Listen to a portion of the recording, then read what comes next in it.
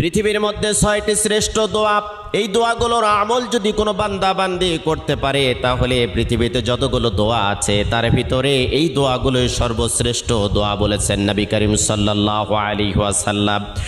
কোনো বান্দা বান্দি যদি যতই বিপদে থাক, কষ্টে থাক, দুর্ভিক্ষে থাক, উৎকণ্ঠার মধ্যে থাক না কেন, সকাল থেকে সন্ধ্যা পর্যন্ত যদি কোনো বান্দা বান্দি দরুদ শরীফের আমল করতে পারে, রাতের বেলা যদি দরুদ শরীফের আমল করতে পারে, হাজারো অশান্তির দাবানল থেকে আল্লাহ রাব্বুল আলামিন শান্তি দান করবেন।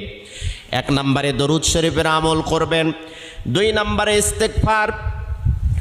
আপনার মুখটা এমন হয়ে যাবে আল্লাহ রাব্বুল আলামিনের কাছে দোয়া করার সাথে সাথে আপনার দোয়াটা কবুল হয়ে যাবে। সব সময়ের জন্য পড়বেন আস্তাগফিরুল্লাহাল্লাযী লা ইলাহা ইল্লা হুয়াল হাইয়ুল কাইয়্যুম ওয়া আতুবু ইলাইহি।